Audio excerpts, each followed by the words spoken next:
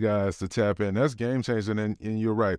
I think that as professionals, and we're landing the plane here, I think that as professionals, we do have to ask ourselves, how much are we investing into our business? We also have to leverage, some of our partners, as you mentioned. It's a great strategy, teaming up with an inspector, maybe having them cover a portion of your advertising costs because it's going to benefit them. Yep. And let's say you reach out to your inspector, your preferred lender, maybe a closing attorney. Here in Georgia, we use closing attorneys. These are people that would be willing to share the cost because ultimately, if we don't do what we're supposed to do, these other individuals are not in business. So as we have to invest in our business, these individuals also realize they're going to have to partner and work with real estate professionals, and splitting the cost makes it a lot cheaper holistically than one person bearing the brunt of the load. So I think that's a genius strategy. And, Jaran is a big reason why my systems have changed from a marketing standpoint. He hit me up and told me about the AI website, the video.ai. I ended up doing, and I'll put that in the show notes somewhere if you want to check that out. I ended up doing a training video on a Jaran showing other agents how to leverage that. So now, because social media is my main advertising sources, I've gotten $10,000, $15,000 commissions from videos that had 40 views. So now think about that. 15,000 for a video that has 40 views. I mean, that's crazy, but that's the power of being everywhere, spending money on your marketing, but also leveraging the free. So if you don't have the money, well, you better be hyper dialed in on your TikTok, Instagram, YouTube Shorts, YouTube in general.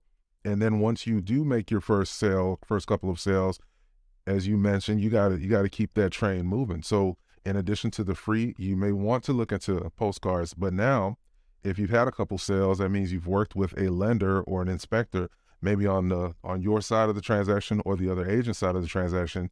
You give that individual's contact information, the lender, inspector, whomever, let them know what you plan on doing, as he mentioned, and now you've got someone helping you split your marketing cost on a regular basis to continue to build your business. So before you get out of this thing, you definitely have to take inventory. You're absolutely right on what you're doing wrong, what you may not have been spending money on that you need to start spending money on, because you can't cheapskate your way into a six-figure business, right? You gotta pay a little money to play in a smart way.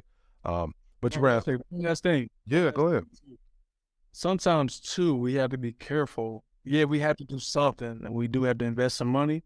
Right. But we don't want to chase after every new shiny object. Because real estate, like we said, video AI, it's certain stuff is coming new and relevant. Right. Also, too, we have to be careful not to chase every new shiny object because they come in like magazines. Like don't waste your time buying a magazine and just don't, and then you give it to your family and you just don't, stuff like that, because it's stuff as newer agents, people just, coming at you and just saying buy this, buy that, and certain things you will get a true ROI or return on your investment, or it's not relevant.